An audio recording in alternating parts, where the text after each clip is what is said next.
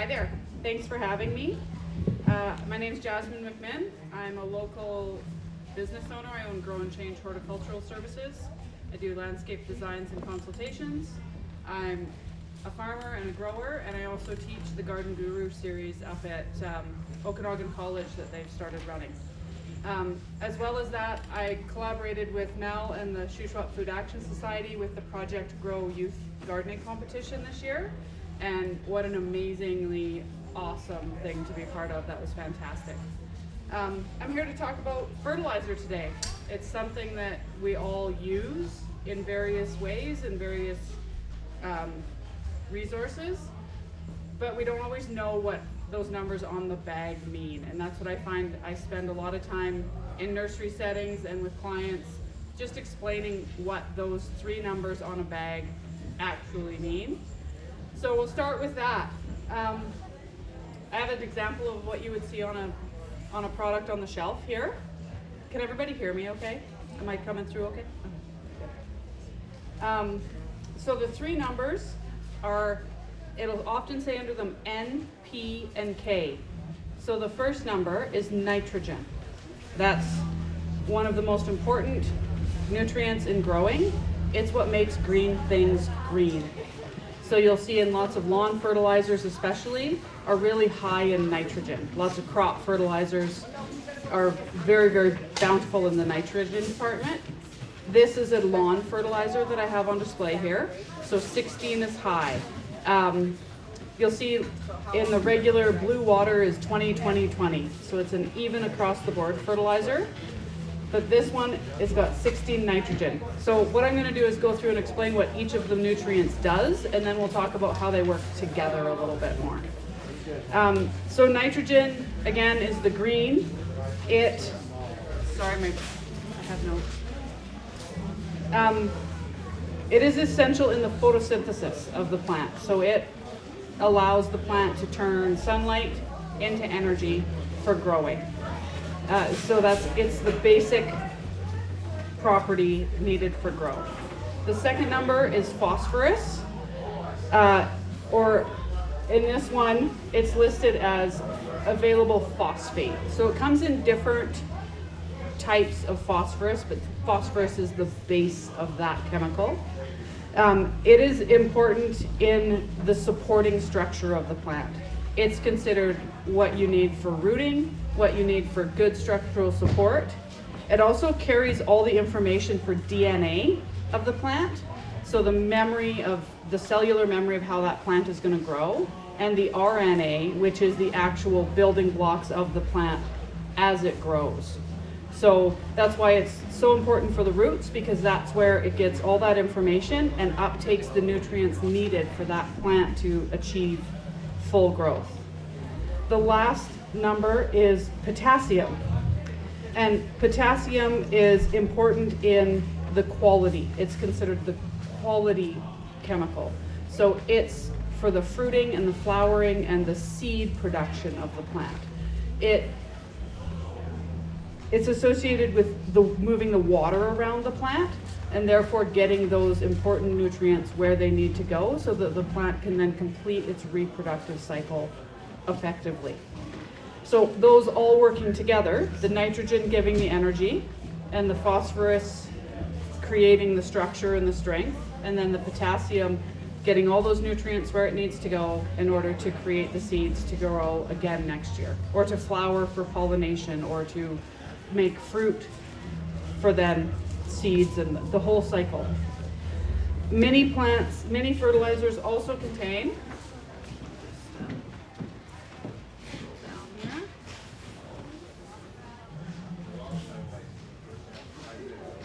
all these little ones below: calcium, sulfur, iron, boron, and zinc, and many other micronutrients. This is just this one in particular. Those are considered micros. So micros are important in the little behind the scenes happenings in the plants. So certain fertilizers for certain things like roses and tomatoes will be high in magnesium and calcium, because those are ingredients that those plants really need to complete their structure and their life cycle. So we all know tomatoes get blossom rot if they're calcium deficient.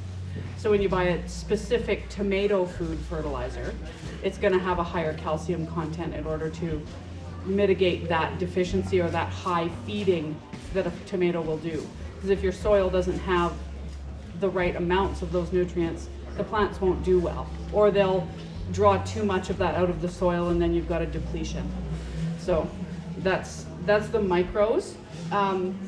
Micros vary from product to product. It depends on what they're made with.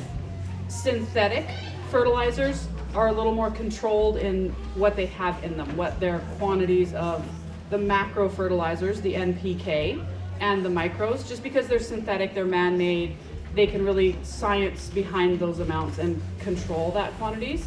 Natural fertilizers tend to be a little more flexible, especially in the micro department, and it really depends on what the fertilizer is comprised of, whether it's fish fertilizers or more manures or food-based.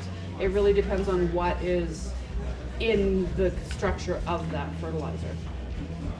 So on this fertilizer, it does have a warning that boron can be hard on some crops. Like you need to do some research on what you're growing and what they really need to have as nutrients to complete their life cycle effectively. This also tells you what the nitrogen is comprised of. So this is a natural fertilizer, which is rare to find a natural lawn fertilizer. They seem to be hard to find, very expensive. This is derived from feather meal, corn gluten, and aerobically composted chicken manure. So it's fairly hot. It's a good get going. It's really good for grass. Grass does good with that hotter fertilizer, but there is a warning on this because some things don't do well with chicken manure, or some people are allergic to corn gluten. So it's something to, you really have to read the labels when you're shopping for fertilizer. You shouldn't just buy the first thing on the shelf and use it. There might be things in it that you don't want on your garden. If you were, say, vegan, you may not want anything animal-based in any of your products, right? This also lists at the bottom of the label where everything is derived from. So if you really want to know what's in your food as you're putting fertilizer on your garden, you should read the entire label and know what you're putting on your food. I'm going to jump to another label just to show a different example. One sec.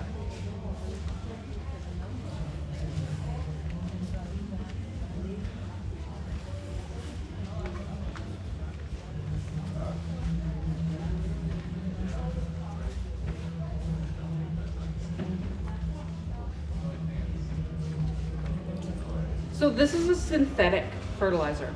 It's a 20-10-20. It's very clearly defined what it comes from.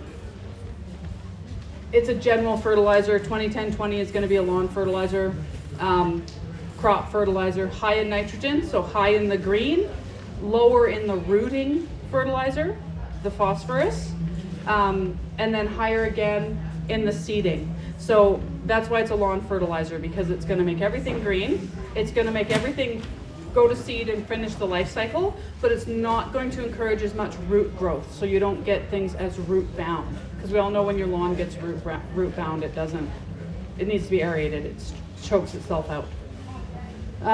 This would also be something you would use in a hanging basket per se. But you can see down at the bottom, it's all derived from chemicals. This is a chemical compound, synthetic, man-made fertilizer. So just another example of what to look for on the label. There's your top three are nitrogen, phosphate, and potash, which is the potassium. Those are the three you want to look for. Anything higher than a 20 in your first number, be very careful with.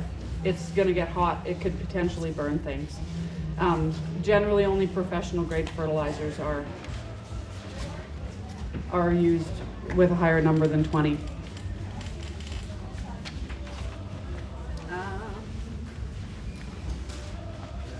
I'm just going to jump into a little bit of comparison between synthetic and natural fertilizers and why we're steering away from synthetic fertilizers. So synthetic fertilizers, again, are the man-made options, and for many, many years they've been the one we've used, that agriculture has used bountifully, because they're guaranteed, they're reliable, they're consistent in their quantities, they're easily applied, they've been developed to be used in agriculture. But what's been discovered now is that the synthetics, while they may feed the plant themselves, they don't actually feed the soil. They don't feed the micro biodiversities in our soils. They draw other nutrients away because they're so high in nitrogen and chemicals. They actually break down those micronutrients, and those little environments that we've created for mycelium and bugs and all of those good things that make the soil living and alive are killed when we add that synthetic fertilizer to them. So there's a huge movement in home ownership and agriculture away from the synthetic fertilizers. Now that costs a lot of money.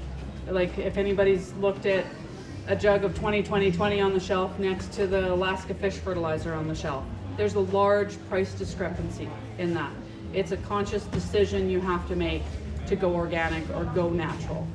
And farmers struggle with that. Farming's expensive, and getting away from the synthetic fertilizers is a challenge, but they're doing it. They're using molasses, and they're using fish oils, and they're using kelp, and trying to source more naturally as much as they can for fertilizers. I have a picture that's going to show you what the soil happens to the soil.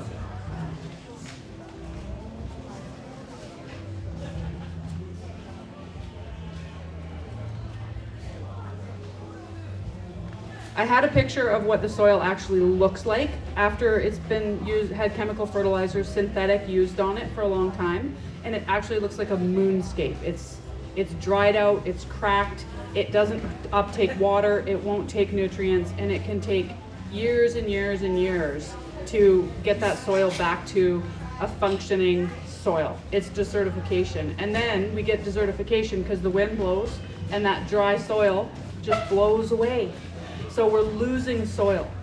So combining natural fertilizers, organic fertilizers, things that are rich in organic matter, with a no-till method, which we're seeing more and more happening, is regaining that soil. We're trying to stop that process. Our water is becoming such an issue that we need to find ways to hold the soil that we have to the ground. And that comes with feeding with organic and natural substances. Now, we're blessed to live in this amazing agricultural area. We have fertilizer out your back door. Talk to your neighbors.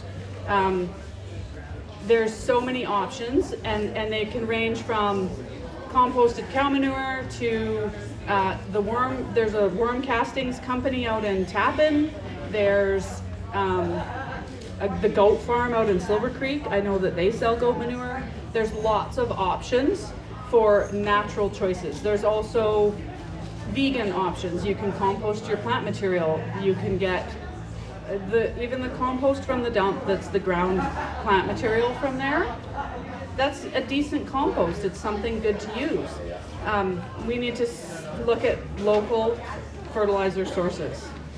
So going on from that, I have a chart with some of the natural fertilizers that we have available to us and what their NPK and micronutrient content is.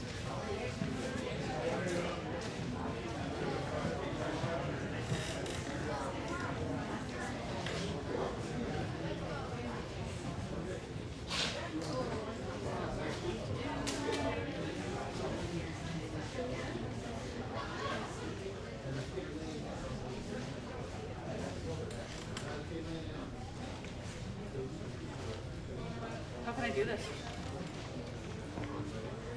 Like that? It's a word. I thought I saved it as a PDF, but it's actually a word document.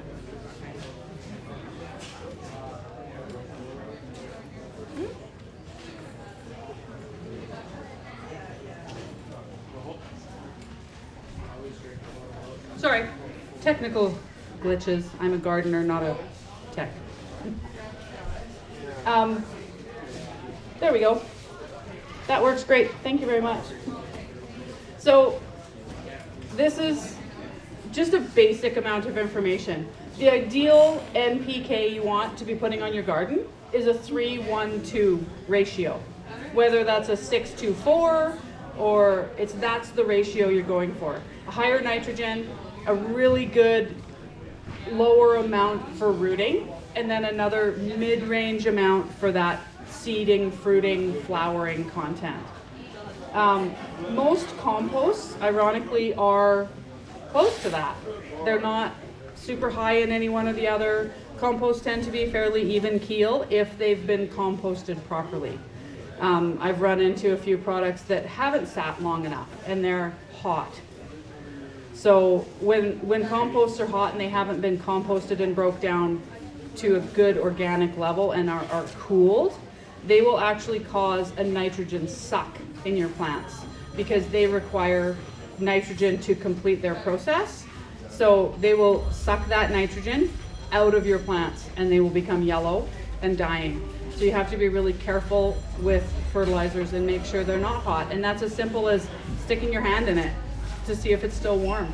If it's still warm or it still smells, if your manures that you're using still smell like manure, they're not good to go in your garden yet. They should just smell like dirt. They should be cool and crumbly and a good texture. Squeeze them and they stay in your hand, and then you open them up and they kind of crumble away. Just a simple squeeze the poop you're going to put on your garden first. Of course, worm castings are prime. They're a beautiful fertilizer. They are not really high in any one thing, but they have everything. They have all the micronutrients in them. They're very rich in organic matter.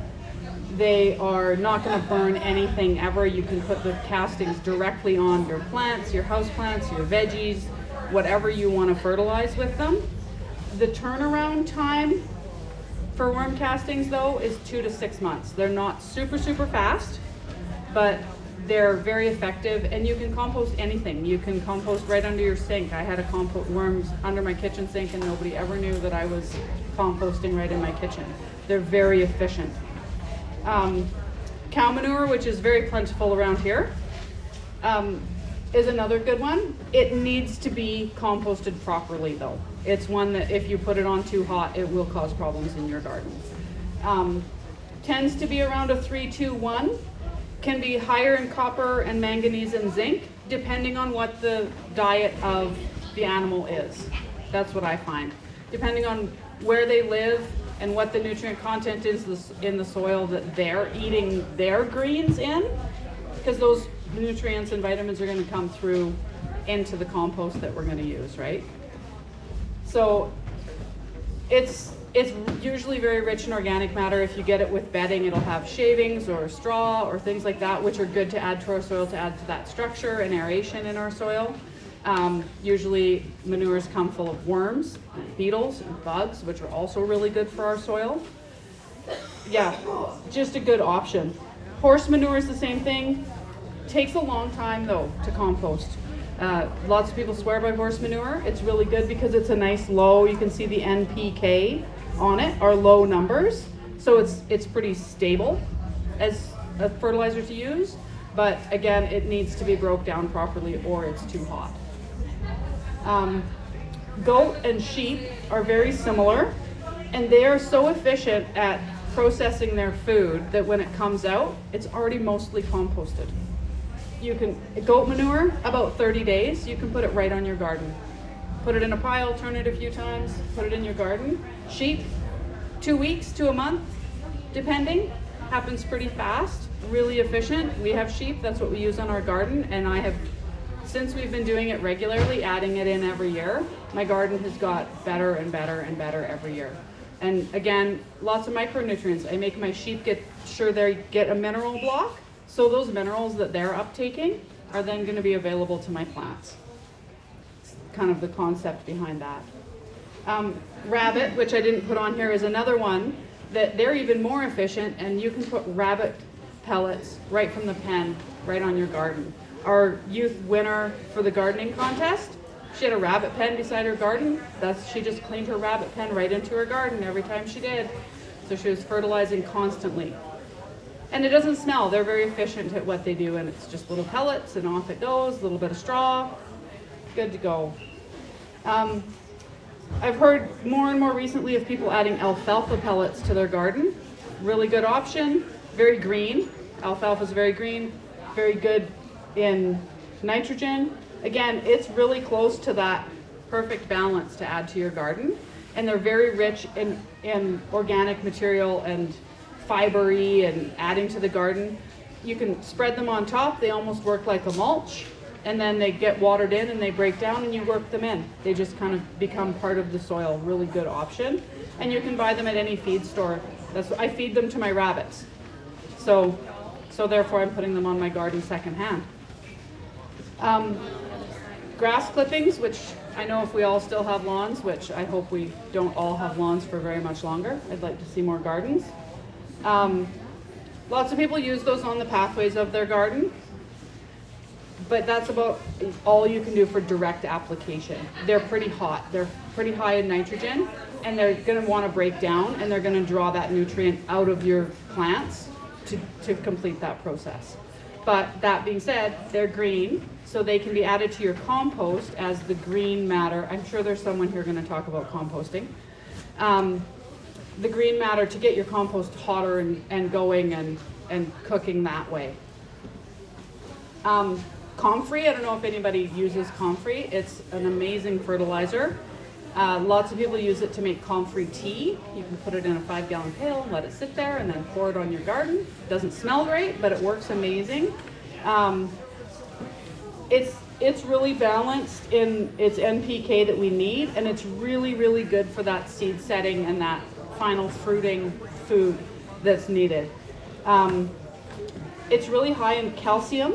And it's a very structural plant, and therefore it really lends itself to supporting structures of plants you're trying to grow. I've made it into tea and used it. I've used it by laying it on the pathways and then just mulching it in as time goes by. It does spread. If you want to grow comfrey, be careful. I did not contain mine, and now it owns a good portion of my garden. But it's not a bad thing to have. And then kitchen compost, which we all try to compost in one way or another. It's varying. You can see the numbers. It's 1.5 to 3.5. It's 0.5 to 1. It's 1 to 2. Like, it just really depends on what you're composting. And trace amounts of micros depending on different ingredients. And it can take 3 to 6 months, depending on how effective your compost is, how hot it is, how cool it is, how much brown, how much green, how much compost you have in it to get it working, right? Composting can be quite a challenge. But it makes good garden compost. I know a lot of people that every spring they're able to empty their compost bin and they work it into their garden. You can compost right in your garden is another option that I've had a lot of people do. But yeah, those are just some basics for composting. So that's about all I have for my portion. Does anybody have any questions? Bone meal? So bone meal is phosphorus. So that's why when they sell you a tree or a shrub or something like that, they sell you bone meal with it.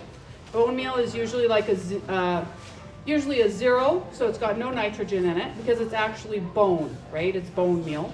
It's high in phosphorus, so it's for rooting. Usually a 0-15-0 is what bone meal is. Yeah. Yes? How about burdock? Because I've heard of burdock tea, like similar. It's very similar to comfrey. It's in the same family as comfrey, actually. So yeah, any of those green weeds like that, the secret is to get them before they go to seed. Anything, even the comfrey. Just the rich green leaves are what's going to give you that good green tea. And people compost all their weeds. You can do that as well. Any of these composts you can make into tea. My mom takes the chicken manure out of the garden and she's got this ongoing slurry bucket beside the garden that stinks to high heaven. But when she plants things, she puts that in with them and it works great. So there's really so many ways you can fertilize the garden. Yeah. My brother, I keep all my brother's roasting up the grinds. Oh yeah, yeah. And put them in the compost while I dry them out. Mm-hmm. you recommend that, or? Coffee grounds, are they already made into coffee? Like, are they after coffee or before coffee? After coffee. Yeah, that's one of the key things. They can be very acidic. So you do have to be careful how much you use, but there is a balance to be had in the compost. And brown is part of that balance, and they can certainly add to that. And they add a really nice, rich texture. Like if you have really heavy soil, if you're trying to get rid of your clay, put some coffee grounds in it. Use that as like the balance to that stickiness. Use coffee grounds. The other thing coffee grounds are good for is to kill anthills. Yeah. Coffee grounds are good to kill anthills. Yeah. My aunt showed me that. Yes. Yes. Yeah, if you're using like a manure or compost like that, yeah, we'll fertilize in the fall or the spring. It doesn't matter. If I'm cleaning out pens or things like that, or somebody has a bunch of manure they want to get rid of, we'll put it on the fall. We may not till it in, but we can certainly spread it on the garden, and then the snow, which also is a fertilizer, will help push that down. Snow is really high in nitrogen. So they used to call it, when I grew up, the first snow in the fall was called poor man's fertilizer. And often if we got a good dump of snow, but the fields weren't too wet, the farmers would go out and till it in, because they would just push that nitrogen right into the soil and just use it, right? Yeah. Rock dust. Yes. That first fertilizer bag that I showed you had rock dust in it, and that was for different mineral contents, just like that multivitamin concept. So depending on the rock that's used in it, has different minerals, different irons and gypsums, and yeah. There's so much out there that you can fertilize with. I recommend doing some research. Depending on what you're growing, look it up. See what they need, what micronutrients you want to look for. There's an array of products on the shelf at every store. You go down the fertilizer aisle at Canadian Tire, and it's boggling. It can be overwhelming to pick something, so you grab that Miracle Grow off the shelf that you've always grabbed. Now I see Miracle Grow is coming out with some organic products. They are moving towards that. I'm not a fan of the blue water, but there's something to be said. I've steered away from that and gone to the fish fertilizers, which are a dilutable product as well, and worked very, very well. So, any other questions?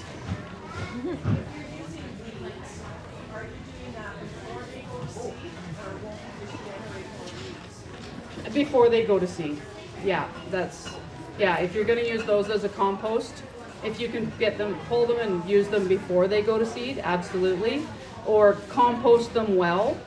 I tend to feed my weeds to my chickens so that they're eating the seeds, and then whatever they've left behind I will take out to my compost pile.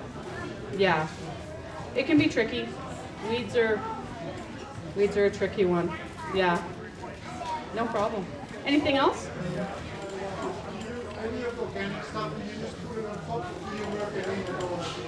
You can kind of go both ways. You can work it into the top. It depends on what it is that you're using. And some things like fish fertilizers or things that still kind of have a scent, I find my dogs will dig if I don't bury it in. Depending on the product, like if you're purchasing a product, they will tell you the recommended application. How much to put on per square meter and how to apply it. Bury it, dig it into the top 6 inches of the soil, leave it on the surface to naturally water in. There's a lot of different ways to do that. Yeah. Things like bone meal, like high phosphorus, those are going to go in the root bowl when you're planting, generally. Yeah. Anything else? Yes?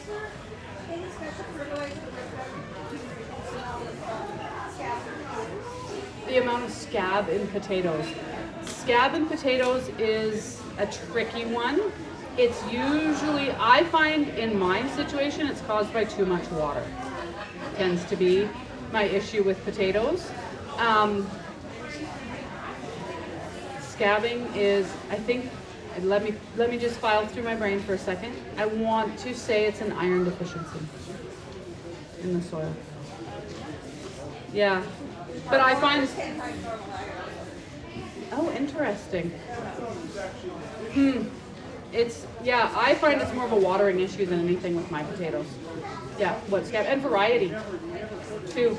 My purple potatoes are scabby, my banana potatoes are not. So it depends a lot on your soil type as well. Yeah. Anything else? Are we good? Did I make it to half an hour? I just want to keep going. Just want me to keep going? Anything else? I am due, so maybe not. Yeah. Yeah, absolutely. So certainly I have some business cards on the table if anybody's interested. And check out the continuing studies at the college. The Garden Guru course starts October 15th.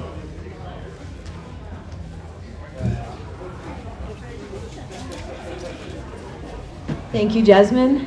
Knowledgeable as always, and really appreciate your knowledge. And we are definitely going to get you at the Guru series at the college, which I'm hoping we can, with student housing coming in, we can get a garden going there. So, yes. And so, with further ado, we have another exciting person coming up and talking about fall